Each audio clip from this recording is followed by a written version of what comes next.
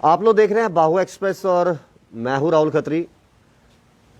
कल से जब से विक्रम रंधावा जी द्वारा एक प्रेस वार्ता की गई और सीधा सीधा उन्होंने कुछ लोगों पर निशाना भी साधा, कल से चर्चाओं का बाजार गर्म है। और अगर कांग्रेस पार्टी की मानकर चलें, आज सुबह भी हमने देखा, पहले गौरव चोपड़ा जी द्वारा, जो कि कॉरपोरेटर हैं वार्ड नंबर 28 के, उन्होंने भी आज एक प्रेस वार्ता की इसी मुद्दे को लेकर। इसके साथ साथ आज यूथ कांग्रेस का प्रदर्शन भी देखने को मिला पार्टी ऑफिस में, और उन्होंने कहा कि डॉक्टर जितेंद्र सिंह राणा जी का रेजिग्नेशन चाहिए। कल योगेश सानी जी का भी एक वीडियो आई, उसके साथ साथ भरत शर्मा जी की भी कल एक प्रेस वार्ता रही। आखिरकार चल क्या रहा है जम्मू कश्मीर में, और जिस तरीके से कल विक्रम रंधावा जी ने यह भी कहा कि सोमवार को हम डीएम ऑफिस जाएंगे, सबसे पहले मैं उसको गोली मारूंगा, उसके बाद आत्मदाह कर लूंगा अपने परिवार समेत। हमारे साथ रमन भल्ला जी हैं, इनसे बात हम करेंगे और जानेंगे कि आखिरकार किस तरीके से देखते हैं कल का पूरा सिनेरियो। रमन भल्ला जी, आपका बहुत बहुत स्वागत है। और जो कुछ भी कल हुआ, सबने देखा मीडिया के जरिए। विक्रम रंधावा जी प्रेस वार्ता करते हैं और कहते हैं कि आज शायद मैं कुछ ऐसी चीज़ें बोल लूँ जो शायद कुछ लोगों को नागवारा हों। शाम ढलते ढलते एक पार्टी ऑफिस से चिट्ठी भी उनको आती है कि आप जल्द से जल्द जो आप एलिगेशन लगा रहे हैं उसको प्रूफ कीजिए, अगर ऐसा नहीं है तो फिर आपको बताना होगा। आपको जिस तरीके से आपने भाषा का इस्तेमाल किया है तमाम मीडिया चैनलों के सामने, उसको आपको नहीं करना चाहिए था, पार्टी पर सीधा असर पड़ता है। क्या कहोगे कल के सिनेरियो को लेकर सर?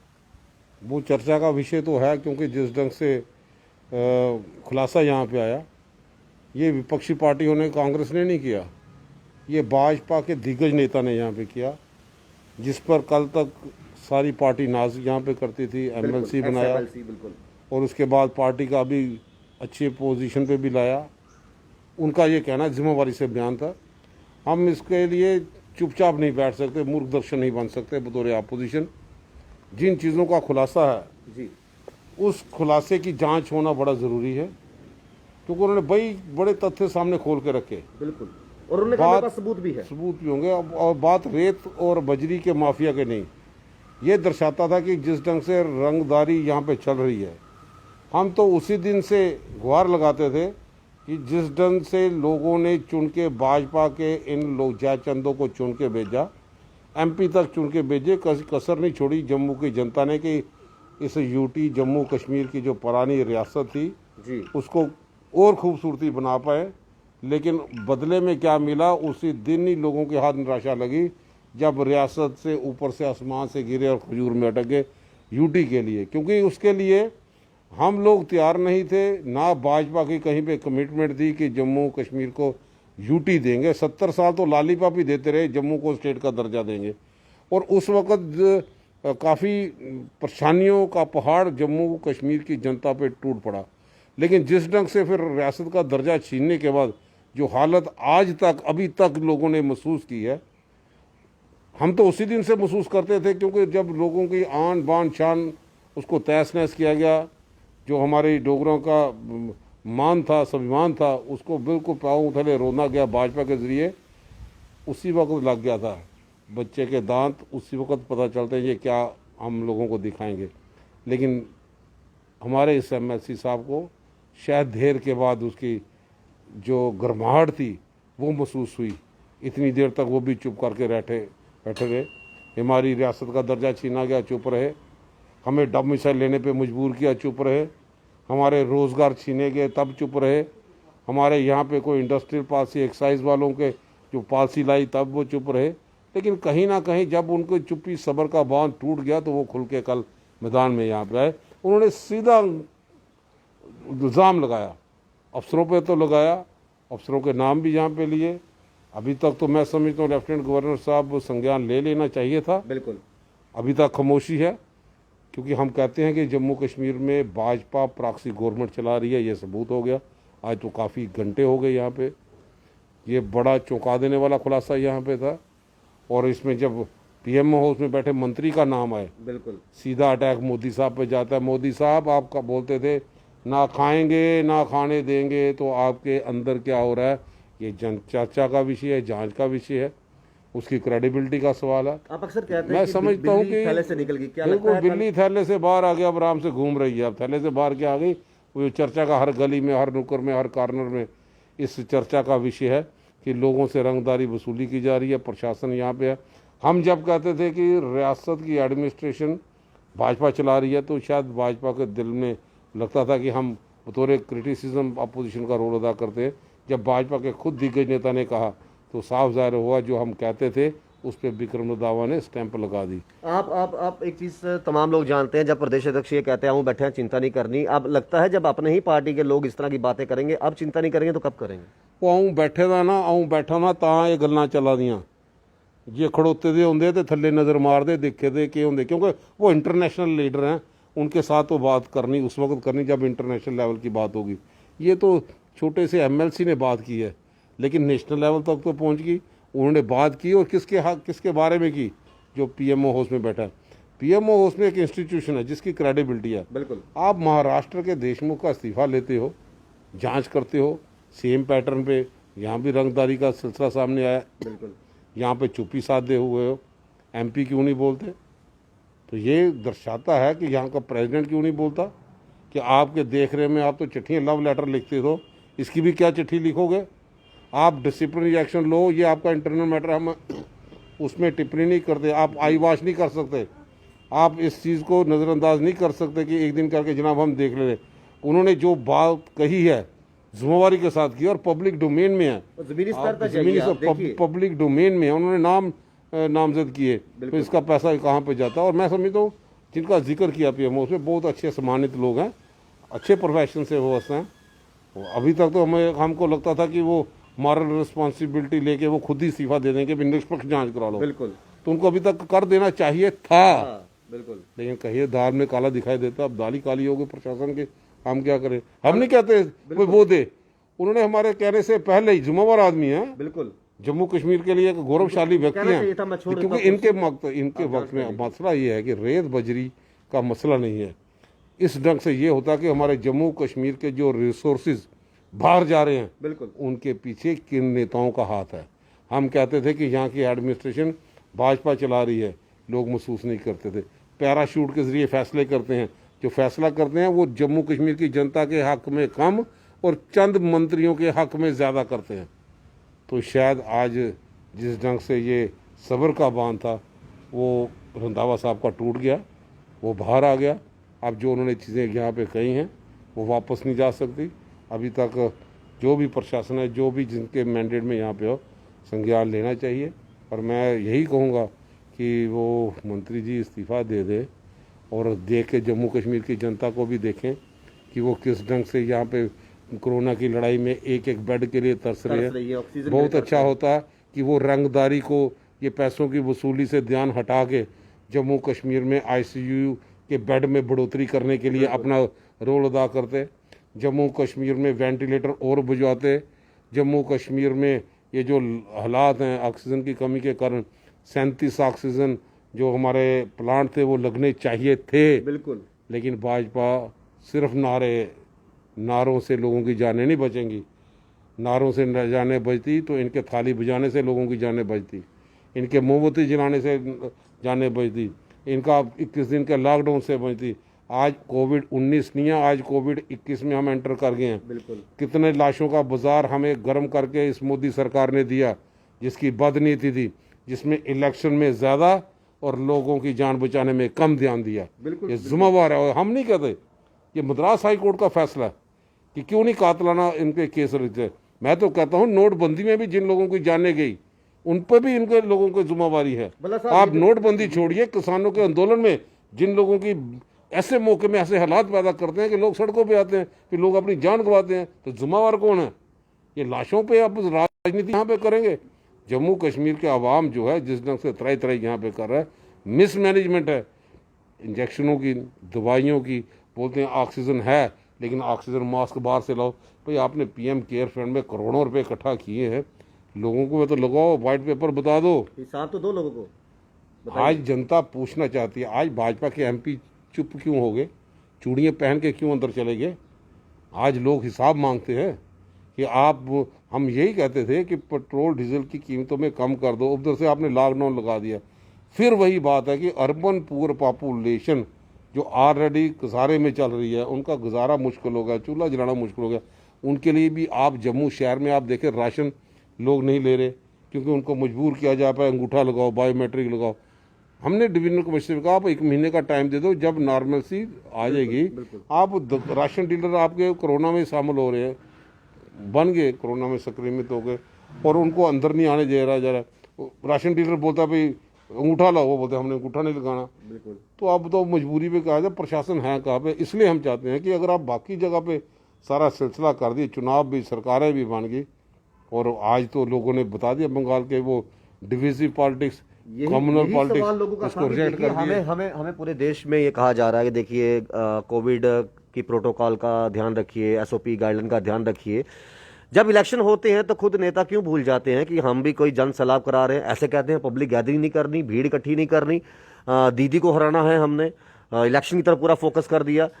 इलेक्शन भी तो कोरोना काल के दौरान ही हुई ना। मैं आपको जानकारी दे दूं, जब कोविड-19 आया था उसके बाद तो सबसे पहले इन्फॉर्मेशन प्रधानमंत्री को जाती है कि ये वेव आ चुकी है। बिल्कुल 4 महीने के बाद फिर जब राहुल गांधी जी ने कहा कि आपने तैयारी नहीं की, उन दिनों उन्होंने ट्रंप को बुला दिया, ट्रंप से वाह लूटनी थी। ट्रंप भी बेचारा गया और कोरोना यहाँ पे दे गया, लाखों की भीड़ इकट्ठी करके। बिल्कुल उसके बाद मेले बंगाल, तो ये भूल क्यों गए? इनके लिए क्या हिंदुस्तान की 80 सीटें 90 सीटें लेने के कारण 130 करोड़ की जनता को उन्होंने मौत के मुंह में धकेल दिया। आज वही कुंभ मेले में जो आप मेरे त्रिकुटा नगर, नानक नगर, हर घर घर में 5-5 लोग शामिल हैं, अस्पताल में भी जा रहे। आप सर्वे करो ग्राउंड की पोजीशन क्या है, इसके लिए कौन जिम्मेवार है? हमें तो सिर्फ जान और माल की हिफाजत इनसे गुहार लगाते हैं। रियासत का दर्जा ये छीन के चले गए, रोज़गार ये छीन के चले गए, इंडस्ट्रीज ट्रेड इंडस्ट्रीज वो मैक्सिमम सफ़र कर गई। तो आज के इस दिन में जिस ढंग से रंधावा साहब ने जो एलिगेशन लगाए हैं कि पीछे कहीं कहीं सप्लाई जा रही है, तो उसके पीछे ये मंशा क्या होगा? हम तो आज आम लोग सोचने पे मजबूर है कि टोल प्लाजा क्यों लगाए गए, इसके पीछे कौन से मंत्री हैं?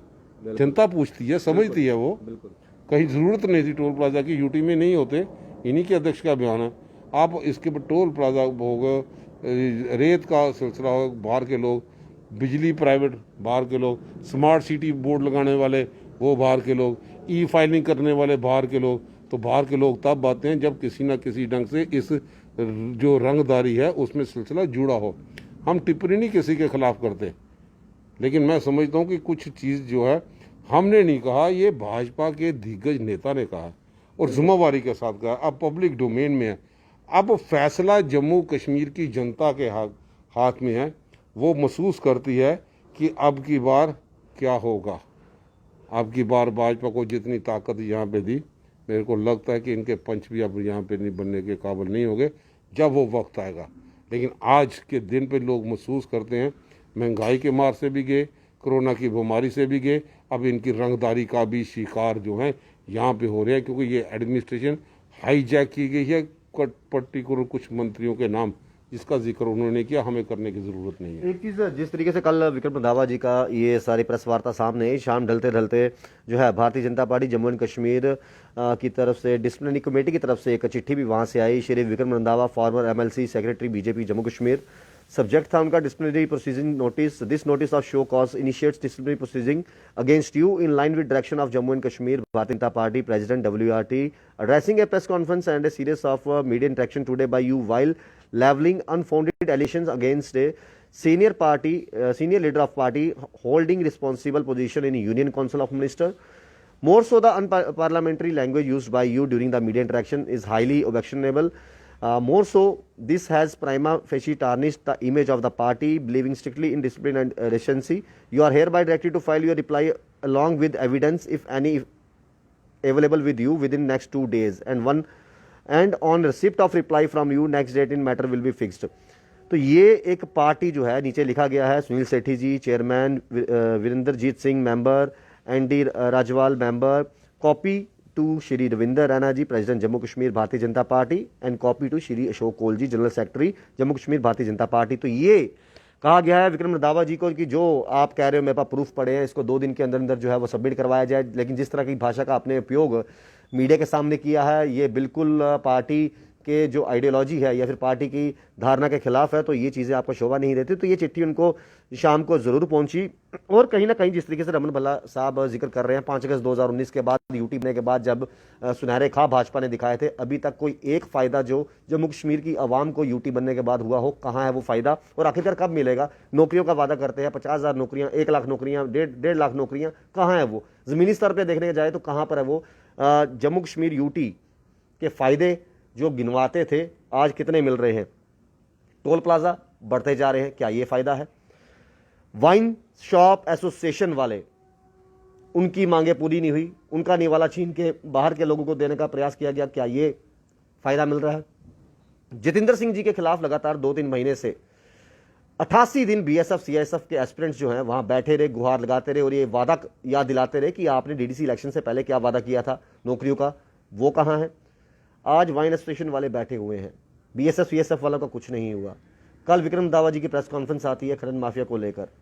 इसके अलावा अभी भी कुछ डेली वेजर्स, कुछ 10+2 कंट्रेक्चुअल लेक्चरर्स, ये सब धरे के धरे पड़े हैं। कितने ही फायदे यूटी के मिले हैं यूटी बनने के बाद। ये जम्मू कश्मीर को, जिसको कहा कि नया जम्मू कश्मीर, क्या फायदे अभी तक लोगों को जमीनी स्तर पे मिले हैं यूटी बनने के बाद? उसका एक फायदा तो विक्रम के घर पे उन्होंने ये कहा कि देखिए कोरोना काल का समय, हम नहीं चाहते कि हमारी वजह से बाकी लोग ग्रस्त हों या किसी की वजह से हम ग्रस्त हों। हमारी मांगे, हमारी डिमांड जो है, हम कुछ ज़्यादा डिमांड नहीं कर रहे, हम सिर्फ जितेंद्र सिंह जी को उनका किया हुआ वादा याद दिला रहे हैं। भला साहब, एक चीज़ और देखने को मिली, खासतौर पर पिछले जो 2-4 महीने में उथल पुथल देखने को मिली, चाहे वाइन एसोसिएशन वालों का जो उनकी डिमांड्स हो, उनकी मांगे हों, चाहे बीएसएफ सीएसएफ वालों की हो, हर एक की जुबान जो है वो अलग अलग कहानी बयां कर रही थी। एक तरफ रविंदर रैना जी कहते हैं कि हमने बीएसएफ सीएसएफ को लेकर हमने बात की है, चिट्ठी भेज दी है। दूसरी तरफ वो कहते हैं वाइन एसोसिएशन वालों के साथ कुछ गलत नहीं होगा, हम उनके साथ खड़े हैं, किसी का निवाला किसी को नहीं छीनने दिया जाएगा। लेफ्टिनेंट गवर्नर मनोज सिन्हा जी के कुछ इरादे कुछ और रहते हैं, भला साहब वो कुछ और बोलते हैं। जितेंद्र सिंह जी जो पीएमओ है वो कुछ और बोलते हैं। तो फिर जनता किसकी बात सुने? क्या लेफ्टिनेंट गवर्नर मनोज सिन्हा जी की कथनी पर चले, या फिर जितेंद्र सिंह जी जो कह रहे हैं उनकी कथनी पर चले, या रैना जी प्रदेश अध्यक्ष जो कह रहे हैं उनकी कथनी पर चले? क्योंकि तीनों के बयान आपस में नहीं मिलते। क्या लगता है कि तीनों के बीच में आपसी बातचीत नहीं होती? लोगों का ट्रस्ट डेफिसिट जो था वो खत्म हो गया, इनका विश्वास। ये सिर्फ जुमलों की बरसात कर सकते हैं, ज़मीनी सतह पे मदद किस ढंग से करते हैं वहाँ पे इनकी कोई अकाउंटेबिलिटी नहीं है। इसलिए लोगों का विश्वास इनसे उठ चुका है और उम्मीद करते हैं कि जब लोग इन सब चीज़ों का सब्र का बांध टूट गया है, आज तो एक एमएलसी का आया, आम जनता का भी ये हालत, जिनके रोष है कि उनका सरमाया, उनका जो चूल्हा जलाना मुश्किल हो गया, कोविड की लड़ाई में उनके ऊपर और इकोनॉमिक क्राइसिस यहाँ पे आया। हर लिहाज को देखते हुए मैं समझता हूँ कि जम्मू कश्मीर का आवाम दुखी है, उनके हाथ में कहीं राहत यहाँ पे देखने को नहीं मिली। लेकिन भला साहब, एक चीज़ और भी है। देखिए, हम मीडिया वाले जब भी आते हैं, कांग्रेस की अगर बात करें तो हम छोटे से छोटे कार्यकर्ता की बात करें, कॉर्पोरेटर की बात करें, हर व्यक्ति जो है मीडिया से रूबरू होता है। चाहे मैं कॉर्पोरेटर्स की बात करूँ, रमन भल्ला जी की बात करूँ, जी मीर साहब की बात करूँ, कांग्रेस के हर व्यक्ति, रविंदर जी की बात करूँ, स्पोक्स पर्सन है, हर व्यक्ति मीडिया से रूबरू होता है। लेकिन जब मीडिया से रूबरू होने की बात आती है तो भाजपा के पास सिर्फ एक चेहरा है, वो है रविंदर रैना। बड़े बड़े दिग्गज नेता हैं उनमें जो मीडिया से इतने रूबरू नहीं होते। अशोक कोल जी की बात करें, वो मीडिया से रूबरू नहीं होते। श्यामलाल जी की बात करें, वो मीडिया से रूबरू नहीं होते। आखिरकार बाकी जो, चाहे एमपी की बात की जाए, ये क्यों रूबरू नहीं होते? क्यों रूबरू क्या होंगे? उन्होंने जम्मू के लिए क्या इसलिए रूबरू होंगे भी हम आगे बताएंगे हमने जयचंद का रोल किया, आपकी रियासत को तोड़ के हमने यूटी में तब्दील कर गया? क्या वो इसलिए रूबरू होंगे कि जम्मू की फेस लिफ्टिंग वो नहीं करवा पाए, आर्टिफिशियल लेक नहीं बना पाए? सवाल पूछेंगे, वो जवाब कौन जनता देगा? जो मीडिया है उसने तो जांच करनी है, लेकिन ये अपने किए हुए शर्माते हैं कि पब्लिकली फेस करने, क्योंकि झूठों का बाजार गर्म करके इन लोगों ने लोगों को गुमराह किया। रिफ्यूजियों को ले गए, जनाब आपको 30 लाख देंगे, 5.5 लाख दे। अब तो 25 लाख का जो सपना घर में बटा के बैठा, वो तो पूछेगा मेरा 25 लाख 20 लाख कब आएगा? मैंने बच्चों की शादी करनी है, बच्चों को पढ़ाई के लिए भेजना है, किसने गाड़ी बनानी, किसने मकान बनाना। तो फिर ऐसे वादे किए क्यों जाते हैं जो पूरे नहीं होते? बस एक ही बार वादे होगी ना, उसके बाद टाइम फिस होगी ना इनकी। जिस ढंग से पंजाब में आंकड़ा साफ, सुपड़ा साफ, बाकी जगह में साफ हो रहा है, आप देखो कितने स्टेटों में कहाँ पे आए, धीरे धीरे इनका यहाँ पे भी वही हाल होगा। क्या संदेशा रहेगा आपके माध्यम से तमाम लोगों को, किस तरीके से कोविड-19 चल रहा है? मेरा सिर्फ ये रहेगा, क्योंकि प्रशासन पे डिपेंड नहीं रहा जा सकता। प्रशासन आई वाश करता है, तो बात पीठ अपनी खुद है कि हमारे बड़े बेड हैं, तो जब पूछने के लिए जाओ तो आईसीयू में बेड कोई नहीं। तो इस ढंग से आंकड़े कि ऑक्सीजन से नहीं मरा, लोगों ने खुद देखा बत्रा में ऑक्सीजन का गैस सिलेंडर लेके भागते हुए, लेकिन प्रशासन का बयान आता रात को कि ऑक्सीजन की कमी के कारण नहीं मरा। तो इन पे विश्वास उठ गया। जनता से यही कहूँगा कि आप एडवाइजरी का फॉलो करो, मास्क पहनो, डिस्टेंस रखो और कोशिश करो कि उसी वक्त घर से निकलो जब बहुत ही ज़्यादा ज़रूरी यहाँ पे हो। जान बचेगी तो हम समाज की सेवा करेंगे, मुल्क की सेवा कर पाएंगे। इसीलिए अपना योगदान एक दूसरे के साथ मिलकर दे। बहुत बहुत शुक्रिया भल्ला साहब। तो हमारे साथ भल्ला साहब थे और हमने तमाम मुद्दों पे बात भी की, और ये बात बिल्कुल सही कही कि हमने बत्रा जाके रिपोर्टिंग की थी और उसके बाद सोशल मीडिया पे वीडियो भी वायरल हुई। उनका कहना था कि हम तैयार बैठे हैं, हमारे पास ऑक्सीजन की कमी नहीं है, वेंटिलेटर्स की कमी नहीं है, बेड्स की कमी नहीं है, हम पूरे तैयार बैठे हैं। लेकिन जो बत्रा में 4 जाने गई और वहाँ के जिनके परिवार के वो सदस्य गए, उनका साफ तौर पे कहना था कि सेंटर ऑक्सीजन तक जो है 15 मिनट तक बंद रही। ऑक्सीजन की कमी की वजह से जान गई है, कोविड-19 की वजह से नहीं, ऑक्सीजन की कमी की वजह से जान गई है। और वहीं पर वादे ये किए जाते हैं कि हमारे पास पूरी तैयारियां हैं। बहुत से सवाल हैं जनता के और हमारा फर्ज है कि वो सवाल हम एडमिनिस्ट्रेशन से पूछे भी, चाहे ऑपोजिशन में चाहे रूलिंग पार्टी हो, दोनों से सवाल पूछे और इन चीज़ों को कैसे बेहतर किया जा सकता है। आपके सामने है सब कुछ। आप अपनी राय कमेंट बॉक्स में जरूर रखिएगा। बाकी अपडेट्स के लिए जुड़े रहे के साथ। श्याम जी साथ, राहुल खत्री, बाहुआ एक्सेस के लिए।